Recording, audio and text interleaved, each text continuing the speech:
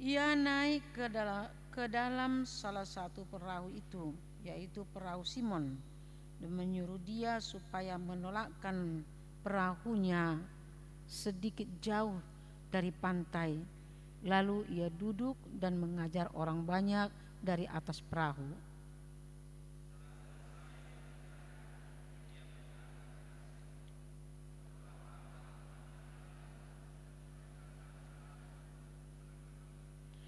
Simon menjawab, "Guru, telah sepanjang malam kami bekerja keras dan kami tidak menangkap apa-apa. Tetapi karena engkau menyuruhnya, aku akan menebarkan jala juga."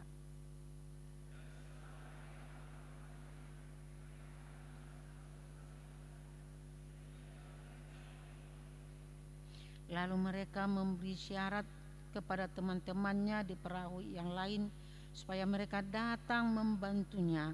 Dan mereka itu datang, lalu mereka bersama-sama mengisi kedua perahu itu dengan ikan hingga hampir tenggelam.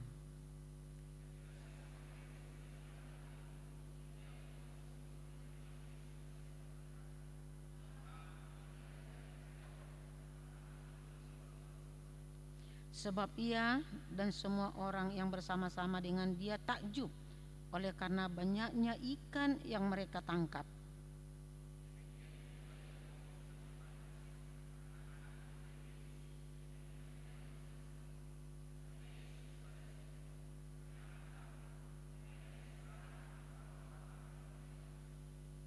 Dan sesudah mereka menghela perahunya ke darat, mereka pun meninggalkan segala sesuatu lalu mengikut Yesus. Demikian firman Tuhan. Shalom. Buat saudara-saudara kami, para ibu bapak kami, rekan-rekan, inilah mungkin terakhir saya berkhotbah masa dinas kerja saya di gereja kita Ciputat. Seperti warta jemaat tadi, hari Minggu tepatnya tanggal 16 Februari kami akan perpisahan di jam 10, dan tanggal 23 Februari sudah harus di serah terima diojakon di Makassar, Sulawesi Selatan. Oleh karena itu kepada semua, jika ada yang baik yang kami taburkan, yang menurut Bapak Ibu saudara-saudari yang diterima, yang kami layani, semoga menjadi berkat suluh kita untuk maju ke depan. Ketika dan tidak mungkin tidak ada kekurangan. Memang saya manusia lemah. Sebagai manusia lemah, saya minta maaf atas kekurangan saya. Mohon maafkan, mohon dan didoakan agar saya bisa melayani dengan baik di tempat yang baru, yaitu Makassar. Horas Madita Saluna. Khotbah kita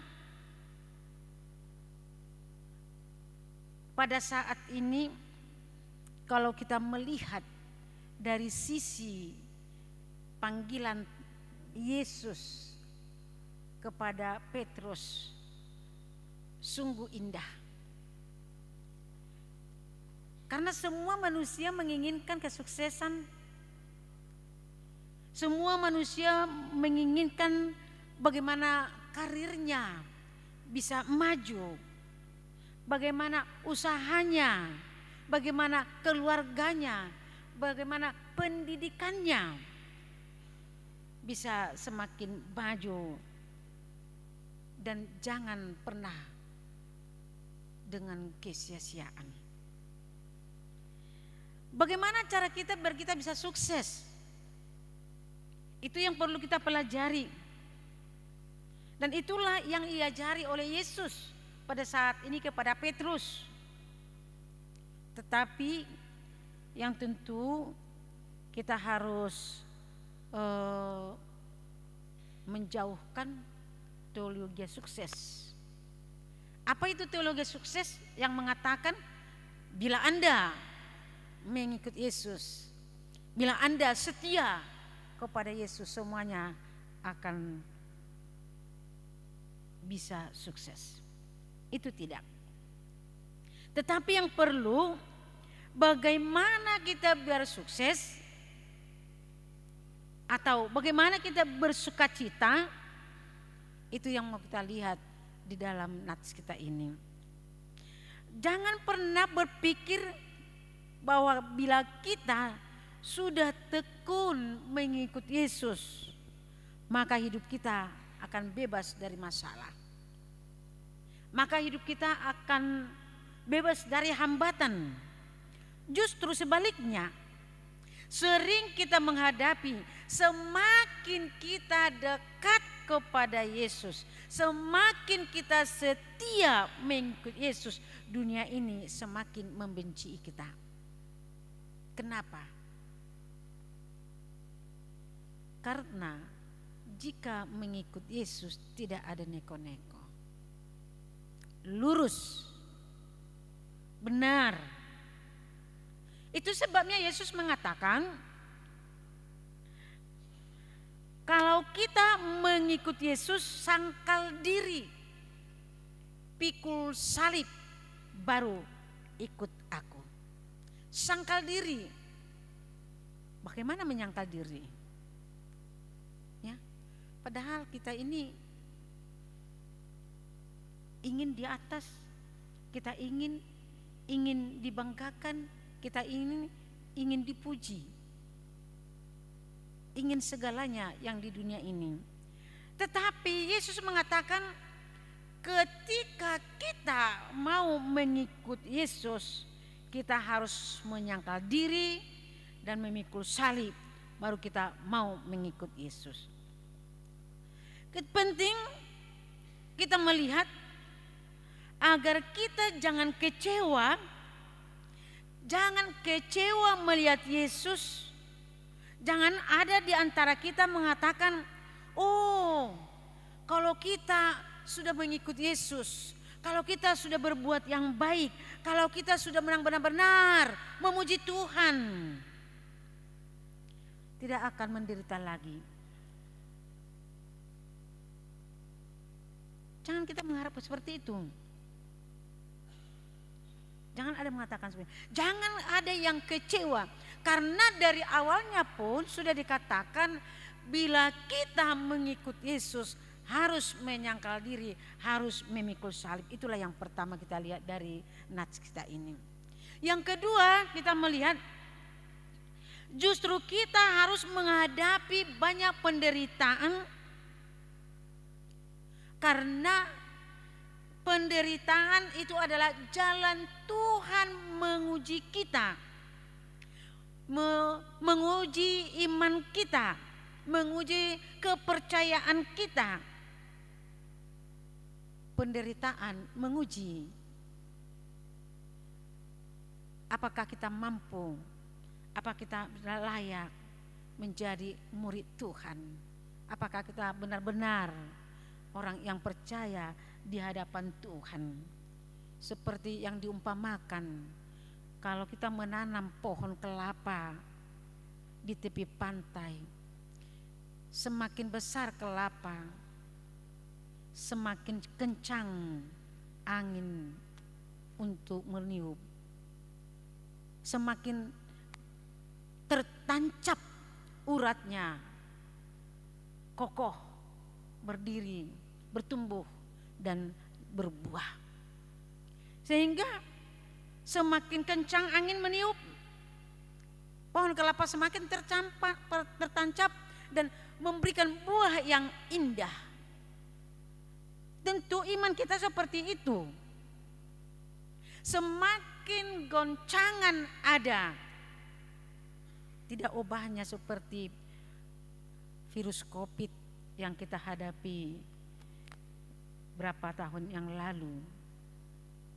Karena takutnya kita dulu Setiap mau masuk ke gereja, cuci tangan agar terhindar. Siapa tahu tadi dari ganggang apa kita pegang ada virus di sana. Saya melihat pada waktu itu jemaat kita pada sehat-sehat. Pada sehat-sehat. Karena apa? Menjaga kebersihan, juga menjaga imun agar tetap sehat. Jadi virus itu mengingatkan agar kita tetap menjaga stamina kita, agar kita bisa melawan virus tersebut. Demikianlah iman kita, saudara-saudara yang kekasih. Kita semakin ada ujian, semakin kita kuat, semakin terlihat buah dari iman kita, dari cara dan juga dari segala gerak kita. Saudara-saudara yang kekasih, di sini kita diingatkan bahwasanya ujian yang Tuhan berikan kepada kita tidak lebih dari kemampuan kita. Tidak lebih dari kemampuan kita, karena Tuhan tahu karena kita adalah ciptaannya. Tuhan tahu seberapa kemampuan kita bisa menghadapi penderitaan atau cobaan tersebut. Jangan kita merasa tidak tahan. Jangan ada yang merasa tidak tahan. Karena Tuhan tahu seberapa berat cobaan itu diberikan kepada kita. Dia ukur sampai di mana kemampuan kita. Jadi kalau kita mengatakan tadi, bagaimana kita sebagai orang beriman di dalam cobaan itu agar mampu menghadapinya, agar kita tahan. Di sini Petrus dengan temannya benar-benar apes, tidak mendapat apa-apa. Semalaman, kalau bahasa Batak ngadi dokon, saborngin nabagas. Itu kalau dibilang bahasa Batak namanya. Saborngin nabagas. Mereka bekerja mencari ikan, seekor pun mereka tidak dapat. Padahal Petrus itu adalah ahli karena itu pekerjaannya, profesinya, ahli di dalam menangkap ikan. Tetapi pada hari itu dia tidak ada mendapat apa-apa. Di sini Yesus datang lagi. Sudah tidak dapat apa-apa, Yesus meminjam perahunya agar ada tempat untuk berkhotbah, mimbar untuk Yesus. Sudah tidak dapat apa-apa, perahu dipinjam lagi. Coba kalau kita, saya rasa di situ halalah gimana, apalagi dia belum mengenal Yesus siapa kan. Ai doko bolo bahasa Batak nan ai na baru bayon. Ai bau tiba na sudah potan maningaha, ro depe mangijem dope na tiba. Mungkin sudah marah. Dia mungkin sudah bersungut-sungut. Kok datang lagi minjam perahuku? Saya sudah apes, tidak ada apa-apa. Kok datang lagi minjam perahu dari saya? Mungkin sudah menjadi sasaran marah karena tidak dapat apa-apa, bukan? Tetapi di sini Petrus tidak seperti itu. Luar biasa. Petrus mau memberikan perahunya menjadi mimbar kepada Yesus. Dia mau memberikan apapun yang terjadi kepada dirinya, dia tidak ada masalah apa-apa. Kalaupun Yesus meminjam, tidak ada menjadi sungut-sungut atau apa dari dia. Saudara-saudara yang kekasih, inilah permulaan pemilihan Tuhan kepada Petrus. Di sini kita lihat bukan Petrus yang datang kepada Yesus, tetapi Yesus sendiri yang datang kepada Petrus di sini. Sekaligus Yesus sendiri yang datang untuk menolong Petrus di sini. Inilah yang perlu kita ingat. Yesus menentukan apa yang mau diperbuat untuk kita. Yesus menentukan, bukan kita yang mengatur, tetapi Yesus. Kita tidak bisa memaksa Yesus untuk memberikan apa keinginan kita. Oleh karena itu saudara-saudara yang kekasih, biarkanlah Yesus menentukan apa yang mau Dia lakukan kepada kita. Karena semuanya itu akan mendatangkan damai sejahtera. Jangan bersungut-sungut. Kalau kita tadi kalaupun kita menghadapi macam godaan, masalah, keterpurukan, tetapi jangan larilah, mintalah kepada Yesus, biarlah Yesus mengatur. Kalau kita sekarang terpuruk, besok, lusa, lebih dari situ Tuhan bisa akan memberikan kepada kita agar kita bisa bersukacita. Oleh karena itu kita di dalam doa kita selalu mengatakan, menyerahkan segalanya kepada Yesus, mengatakan lomom mana saut, menyerahkan kepada Tuhan agar semuanya itu rencana Tuhan yang terjadi bagi kita. Ketika Yesus meminta perahu kepada Petrus, dia merespon, dia mau memberi. Inilah kehebatan daripada Petrus dari yang lain. Sebelumnya perahu Petrus adalah biasa-biasa saja, sama dengan perahu yang lain. Tetapi sekarang menjadi beda, tidak terbandingkan dengan lain. Kenapa? Karena Yesus memakai perahunya menjadi mimbar bagi Allah, tempat memberitakan firman Tuhan, menjadi mimbar, suatu yang luar biasa. Oleh karena itu bagi kita suatu yang luar biasa akan terjadi atas kita bila kita mau memberi milik kita, harta kita, rumah kita menjadi mimbar bagi Yesus. Oleh karena itu tantangan bagi kita, apakah yang telah kita berikan kepada Tuhan? Apakah yang sudah kita berikan kepada Tuhan sebagai persembahan kita menjadi mimbar bagi Tuhan? Bisakah kita memberikan rumah kita? Bisakah memberikan uang kita? Atau bisakah kita memberikan apa yang ada bagi kita menjadi mimbar untuk Tuhan? Karena masih ada yang saya dengar, anggota jemaat gereja kita ini tidak mau menerima pertanyaan di rumahnya. Padahal pada waktu membangun rumah itu, karena di kampung kita sana sering saya membawakan ibadah syukuran memasuki rumah. Sering saya di sana. Di sana saya dengar begini. Waktu memasuki rumah itu berdoa di sana dan mengatakan semoga rumah ini menjadi mimbar bagi Tuhan.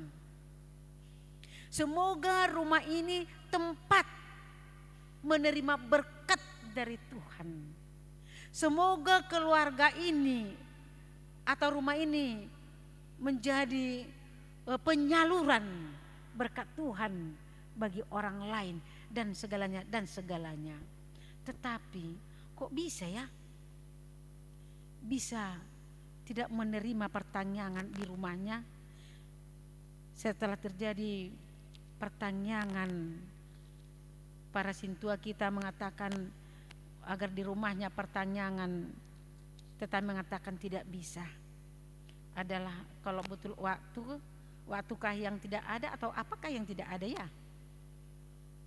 Padahal kita sudah berjanji rumah kita itu akan kita buat menjadi mimbar. Alai guna kita nagabi mersidalian ditongani bagastai.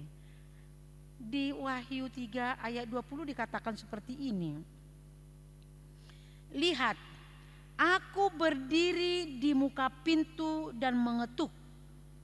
Jikalau ada orang yang mendengar suaraku dan membukakan pintu, aku akan masuk mendapatkannya, dan aku makan bersama-sama dengan dia, dan ia bersama-sama dengan aku. Coba, aku berdiri di muka pintu dan mengetuk. Tuhan berdiri di depan pintu dan mengetuk. Ada lagi bahasa orang Batak mengatakan, kalau kita bertamu, martamue, sedangkan debu yang lengket di kaki kita itu katanya menjadi berkat. Itu makanya ada istilah orang Batak mengatakan, paramak sora balunon, partataring sora mitop, persakalan nasora mahiyang. Itu orang Batak. Raja. Karena orang Batak itu adalah semuanya raja. Kalau raja biasanya itu memang harus bertamu. Ada seorang sintua kami dulu di kampung. Jadi kalau tamunya tidak datang satu orang satu hari, satu orang pun satu hari, dia mengatakan, Inang, aku tidak tahu apa aku sekarang. Satu hari ini kok gak ada tamuku, kok gak ada datang tamu ke rumahku, bau apa aku ya? Terus dia tuh jadi kecarian. Kalau satu orang pun tidak datang ke rumahnya untuk bertamu, kecarian. Karena rumah itu selalu terbuka untuk semua orang, siapapun orangnya, untuk bertamu dengan dia. Karena dia merasakan, katanya, di dalam menerima tamu, siapapun itu, dia telah menamu Yesus ke rumahnya. Kalau dia menyambut orang, dia sudah merasakan Yesus yang disambutnya, yang datang ke rumahnya. Itu dikatakan di sini, aku datang mengetuk pintu. Siapa yang membukakan pintu? Isidona ulama buka pintu. Maukah kita membuka pintu untuk Tuhan? Itu di Wahyu 3 ayat 20 tadi. Nasihat Yesus bagi kita, dia ingin masuk ke rumah kita, dia ingin bersama dengan kita, dia ingin makan bersama dengan kita. Bagaimana? Maukah kita? Apakah masih kedengaran di jemaat gereja kita itu mengatakan, dangulu majabui, manang majabui lunggu, karena tidak mau orang lunggu, kakak lunggu itu untuk berjamu lagi. Yesus ingin masuk ke rumah kita, dia mengetuk pintu. Apakah kita tidak mau membuka untuk Yesus? Ini permulaan. Ada lagi yang sangat luar biasa kita lihat di sini. Setelah Yesus berkhotbah, setelah Yesus menasehati, dia tidak pulang begitu saja. Dia mengerti apa yang diharapkan oleh Petrus dengan teman-temannya. Dia tahu apa yang dibutuhkan oleh Petrus dengan teman-temannya. Yesus tidak mau membiarkan mereka itu seperti itu saja. Kita lihatlah, Yesus menyuruh mereka untuk bekerja. Yesus menyuruh mereka untuk bekerja untuk melemparkan jalannya, menebarkan jalannya ke tempat yang paling dalam lagi. Bekerja. Di sini perlu kita tekankan bekerja. Nasora mangula unang may banamangan. Na mangula ido naik kemangan. Jadi bekerjalah. Adik-adik kami, anak sekolah, bekerja. Jangan kamu bangga. Kalaupun itu kita bangga, sukacita bila orang tua kita mampu memberikan kita. Tetapi kita disuruh di sini bekerja. Jika Petrus tidak mau menuruti perintah Tuhan untuk bekerja, menebarkan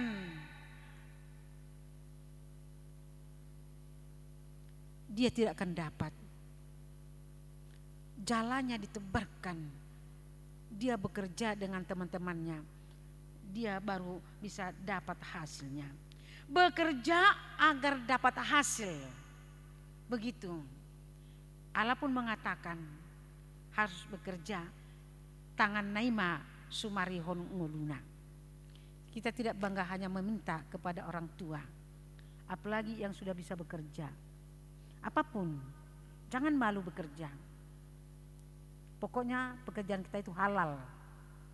Pekerjaan yang baik. Mau Grab, mau menyapu halaman, mau apa, menyapu apapun kita, pokoknya itu hasil keringat kita.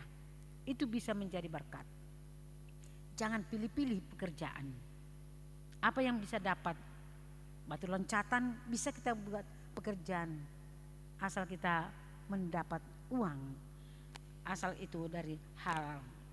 Yesus mengatakan agar dia menebarkan jalannya ke tempat yang paling dalam. Yang sebenarnya secara logika itu tidak mungkin ada dapat di sana di tempat yang dalam ikan. Tetapi berbicara dengan Yesus tidak dengan logika, tetapi adalah dengan iman. Jangan mengandalkan logika, tetapi mengandalkan iman kita menuruti perintah Tuhan Yesus. Walaupun secara logika dan realita itu tidak mungkin lagi. Ketika Petrus menuruti perintah Yesus, disitulah mujizat Yesus terjadi. Jadi janganlah kita selalu mengandalkan logika kita di setiap pekerjaan. Andalkan Yesus. Kalau pada penyegaran para haladu dikatakan kemarin andaliman katanya. Andalkan iman. Andaliman, andalkan iman. Ketaatan kepada perintah Yesus sama dengan memberi peluang, memberi ruang dan waktu serta kesempatan bagi Yesus untuk bertindak dengan memakai kita sebagai alatnya agar kita sendiri mengalami, kita sendiri merasakan mujizat dari Tuhan. Jadi kasih kesempatan Yesus bertindak memakai kita sebagai alat untuk dipakai menunjukkan mujizat di tengah-tengah dunia ini. Di sini kita lihat sangat luar biasa. Sangat luar biasa. Ketaatan itu mereka menerima hasil yang sangat luar biasa. Di sini jalannya sampai hampir robek. Mereka tidak bisa menarik dan akan meminta bantuan pertolongan dari teman perahu yang lain agar mereka bersama untuk menarik jala yang sudah penuh dengan ikan tersebut. Yang ada penafsir mengatakan jumlah ikannya bukan jumlah ikan yang 130 ekor, tetapi jumlah macam ikannya. Sebenarnya macam ikannya itu membuat begitu banyak bermacam-macam ikan yang dapat ke jalannya itu, sehingga mereka bersuka cita. Kita lihat di sini Petrus melihat tanda ajaib tersebut, pembuatan besar bagi dirinya, sehingga dia sadar akan dirinya. Dia mengatakan, pergilah dari sini, aku orang berdosa. Pengenalan diri. Dia mengenal dirinya bahwa dia adalah orang berdosa yang tidak mungkin, dia merasa tidak mungkin bersama dengan Tuhan Yesus. Itu sebabnya dia menyuruh Yesus pergi. Tetapi apa yang kita lihat kepada diri Petrus di sini? Yang paling besar yang bisa kita lihat, bahwa dia dipilih. Jangan takut, mulai dari sekarang engkau akan menjala manusia. Tadinya penjala ikan, tetapi karena Petrus sadar akan dirinya, di kelemahannya, di kekurangannya, akan dosanya, Yesus melihat itu, dia bertobat ikut Yesus. Yesus mengatakan, jangan takut, mulai dari hari ini engkau akan menjala manusia. Tugas yang paling besar, tugas yang mulia diberikan Yesus kepada Petrus. Saudara-saudara yang kekasih, apakah kalau Petrus penjala ikan dipanggil Yesus menjadi penjala manusia, Petrus mengenal dirinya. Di sini dikatakan dia pergi meninggalkan perahunya dan segala yang ada di situ, dia meninggalkannya dan mengikut Yesus. Bagaimana kita, saudara-saudara yang kekasih? Maukah kita mengikut Yesus, meninggalkan segalanya yang ada bagi kita? Maksudnya bukan meninggalkan profesi dia sebagai penjala ikan, tetapi di dalam menjala ikan itu pun Petrus juga bisa melayani.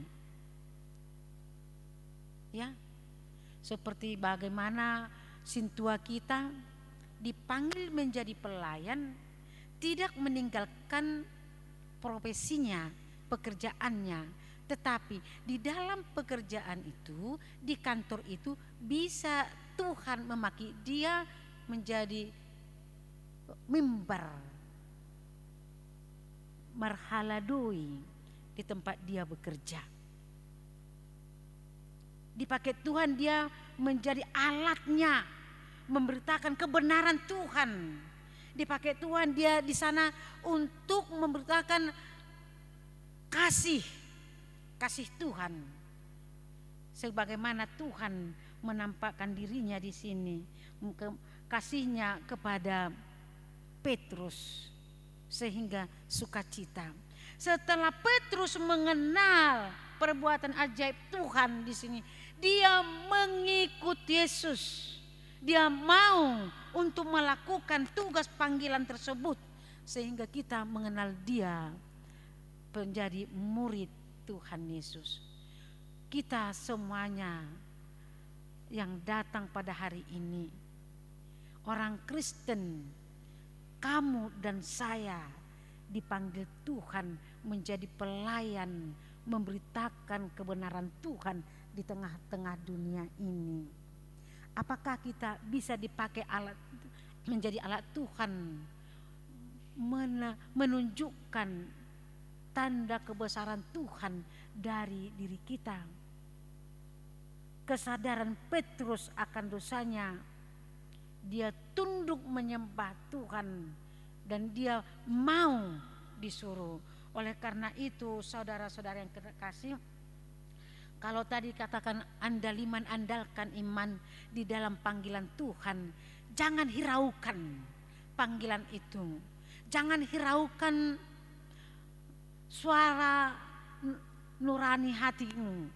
Jangan hiraukan, tetapi dengarkanlah Tuhan berbicara kepada kita. Bukalah pintu hatimu, biarkan Tuhan masuk ke dalam dan bekerja di sana, sehingga sukacita kebenaran akan terungkap, terjadi dari kita.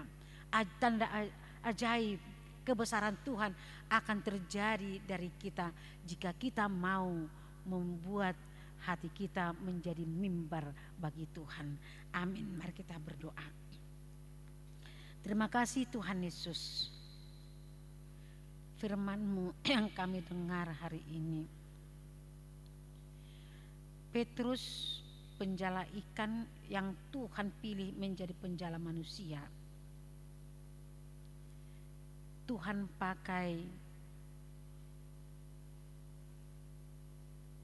Oleh karena itu Tuhan, kami anak-anak-Mu yang datang menghadap Engkau pada minggu sore ini, pakailah kami Tuhan menjadi mimbar-Mu, pembawa sukacita ke tengah-tengah dunia ini. Hati dan mulut kami serahkan kepadamu Tuhan. Ajar kami berbicara dengan benar. Ajar kami memakai waktu kami agar kami bisa melakukan sesuai dengan kehendak Tuhan di dalam hidup kami. Kami mau Tuhan menjadi murid-Mu. Kami telah menyediakan hati kami. Kami menyerahkan kepadamu Tuhan, dan berdiamlah di sana. Terima kasih Tuhan atas pemilihan-Mu bagi kami menjadi anak yang Kau pilih dari tengah-tengah dunia ini, yang cinta padamu. Tolong di setiap langkah kami agar kami menjadi berkat. Ampunilah segala kesalahan kami, agar kami Tuhan bisa layak di hadapan-Mu menerima berkat-berkat dari-Mu, dan mampu untuk berdiri tegap menghadapi segala macam cobaan dan menjadi berkat bagi orang lain. Amin.